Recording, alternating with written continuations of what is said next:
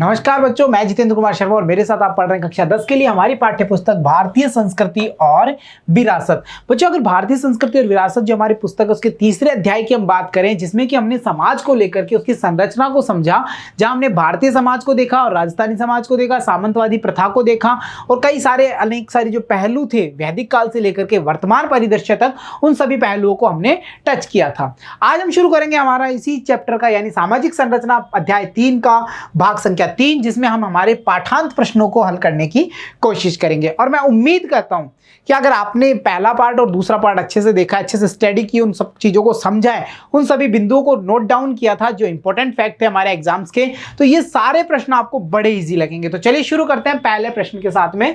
तो पहला प्रश्न कह रहा है वर्ण और जाति में अंतर स्पष्ट कीजिए।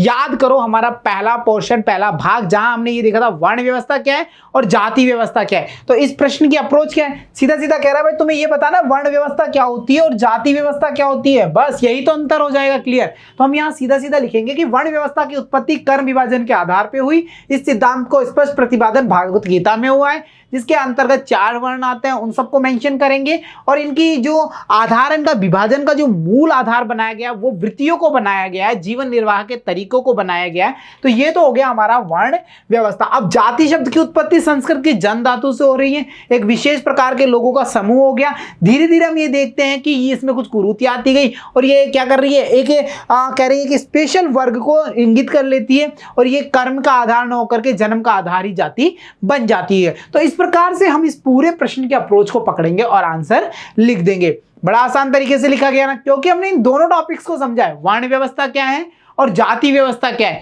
तो अंतर का मतलब है दोनों के बारे में आप अलग अलग बता दीजिए, वही अंतर क्लियर हो जाता है। चलो अगला प्रश्न क्या कह रहा है, वर्ण श्रम को स्पष्ट कीजिए। देखो वर्ण और श्रम, वर्ण और आश्रम 2 शब्द थे। जब वर्ण व्यवस्था को हमने पढ़ा था तो आपको याद आ रहा होगा, वहां पे हमने वर्णाश्रम की बात कर ली थी। तो देखो वर्ण व्यवस्था और आश्रम व्यवस्था ये दोनों ही वर्णाश्रम से सम्मिलित हैं, इसीलिए वर्णाश्रम भी इसको कहा जाता है। देखो वर्ण व्यवस्था में क्या हो रहा है, 4 वर्णों का उल्लेख हो रहा है। आश्रमों की बात कर रहे हैं, 4 आश्रम व्यवस्था वहां देखने को मिलती है।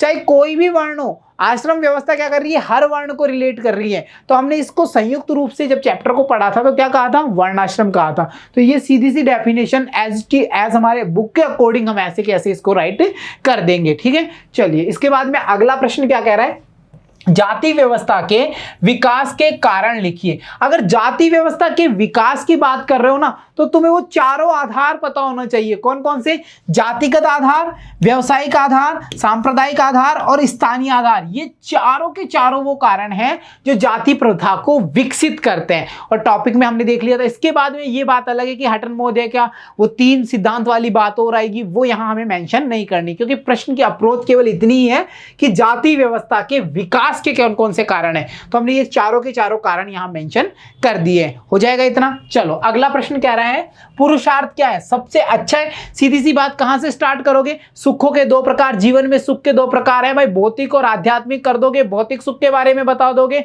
ऐसा सुख होता है अस्थिर होता है, क्षणिक होता है, सांसारिक जीवन से जुड़ा हुआ होता है। अगर आध्यात्मिक सुख की बात कर रहे हैं तो बहुत ही लंबा होता है, यानी कि हम ये कह सकते हैं ये नश्वर नहीं है, युगों युगों तक चलता रहता है। हम साथ ही साथ ये भी कहेंगे कि ये आध्यात्म से जुड़ा हुआ है। इनकी प्राप्ति के लिए जब हम धर्म और मोक्ष की बात करेंगे तो हमें आध्यात्मिक सुख मिल जाएंगे, अर्थ और काम की बात कर रहे हैं तो वहां हमें भौतिक सुख मिल जाएंगे। यानी कि जब ये आध्यात्मिक और भौतिक का कॉम्बिनेशन हो रहा है, इनको पाने का कॉम्बिनेशन हो रहा है, तो इसी को हम हमारी भाषा में क्या कहेंगे, पुरुषार्थ कहेंगे। और ये डेफिनेशन हमने यहाँ पे लिख दी है। ये देखो, इस प्रकार धर्म, अर्थ, काम और मोक्ष भौतिक तथा आध्यात्मिक जीवन में संतुलन बनाए रखने का कार्य करते हैं। शब्दों की ये कहते हैं ना, बड़प्पन पे मत जाओ, तुम्हें टॉपिक समझ में आना चाहिए, फिर तुम तुम्हारे अकॉर्डिंग लिख सकते हो, कोई दिक्कत नहीं होने वाली।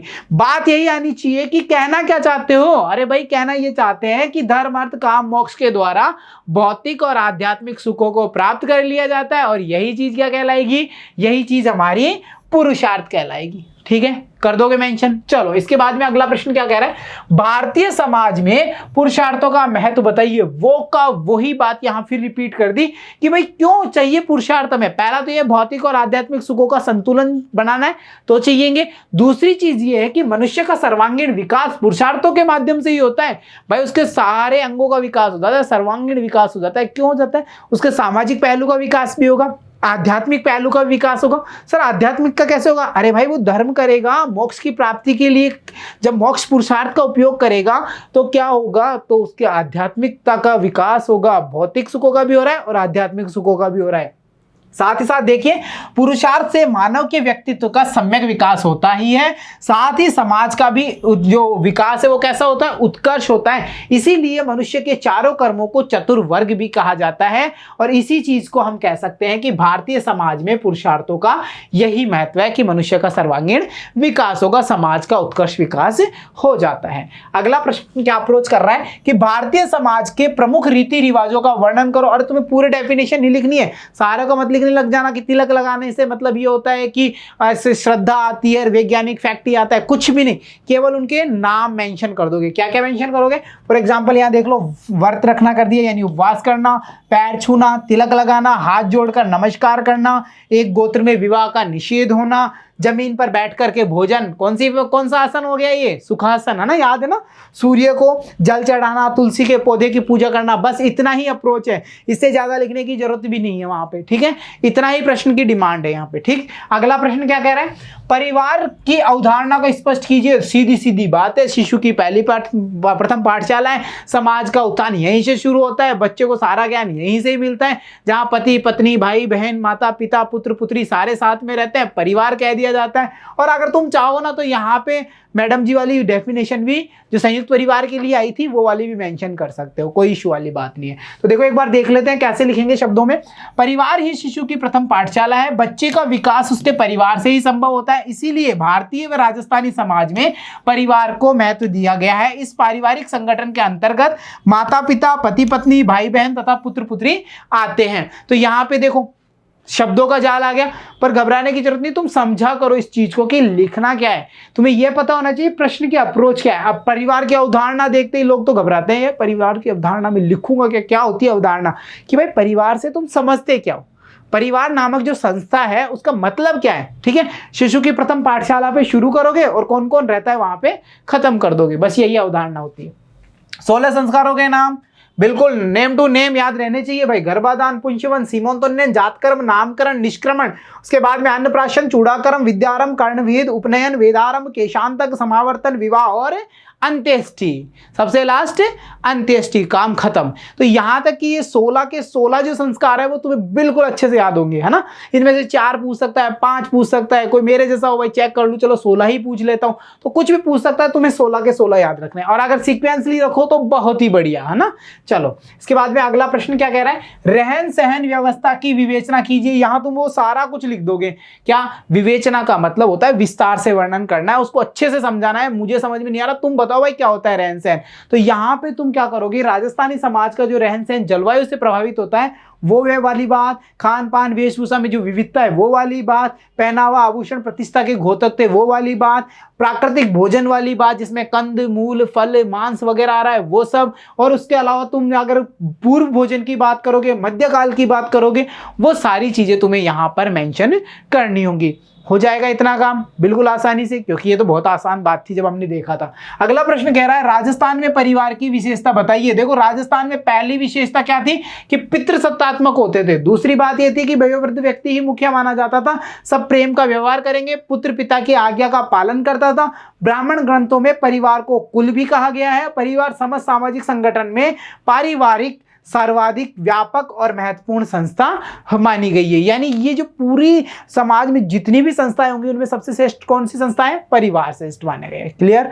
चलो इसके बाद में अगला प्रश्न कह रहा है राजस्थान में सामंतवादी व्यवस्था पर एक निबंध लिखिए। अब मेरे को तो कहने की जरूरत नहीं है, निबंध का मतलब तो जानते हो ना, ये बड़े बड़े पन्ने पढ़ने भाई, यानी कि पूरा का पूरा टॉपिक तुम्हें टच करना है।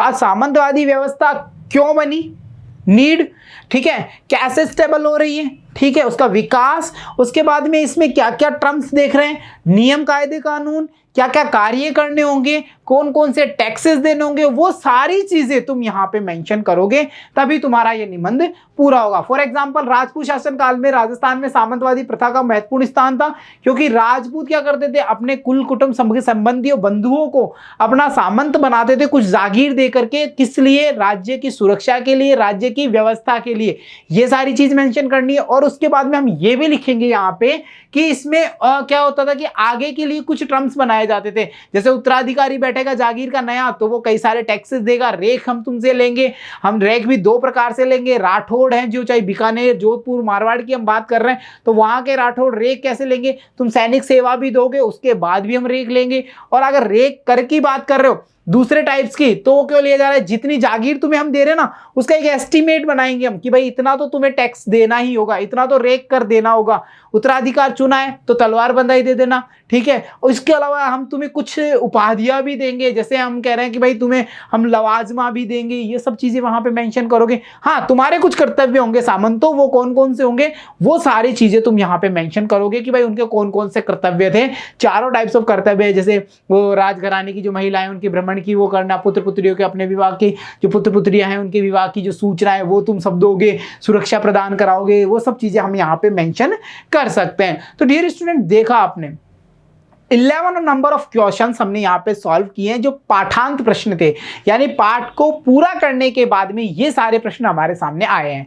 मैं उम्मीद ये करता हूं कि इनमें से किसी भी प्रश्न के अप्रोच में आपको कोई भी दिक्कत नहीं हुई होगी और आप ये मान के चलिए कि इन्हीं प्रश्नों में से हमारा जो पेपर आने वाला है उसमें कोई ना कोई क्वेश्चन हमें देखने को जरूर मिलेगा इस टॉपिक से, क्योंकि सारे प्रश्न ये इंपॉर्टेंट प्रश्न है पूरे के पूरे, यानी परिवार से स्टार्ट समाज की बेसिक इकाई से ये प्रश्न स्टार्ट हुए हैं। और सामंतवादी प्रथा जो कि राजस्थान में राजपूत समाज को या राजपूत शासकों को एक सहयोग प्रदान करती थी, राजस्थान के पूरे राजपूत राज्य की जो अवधारणा बनी हुई थी जिस पर टिकी हुई थी उस सामंतवादी व्यवस्था पर आकर के हमारा ये प्रश्नों की अप्रोच खत्म हो रही है। तो हम कहने का मतलब ये है इन 11 प्रश्नों में हमारे पूरे टॉपिक का सार निकल करके आ गया। इनको अच्छे से आप रिवाइज करना, एक बार दो बार तीन बार जितनी बार आपको समझ में आए उतनी बार आप इसको रिवाइज करके देख के अच्छे से लर्न कर लेना। तो उम्मीद करता हूं हमारा जो तीसरा अध्याय आज पूरा हो गया और ये आशा भी है कि इस टॉपिक को लेकर इस पूरे चैप्टर को लेकर के आपको किसी प्रकार की कोई दिक्कत नहीं है। तो है ना हम तैयार हमारी सामाजिक संरचना के लिए। तो प्यारे बच्चों मिलता हूं आपसे अगली कक्षा में नए चैप्टर के साथ, तब तक के लिए धन्यवाद बच्चों।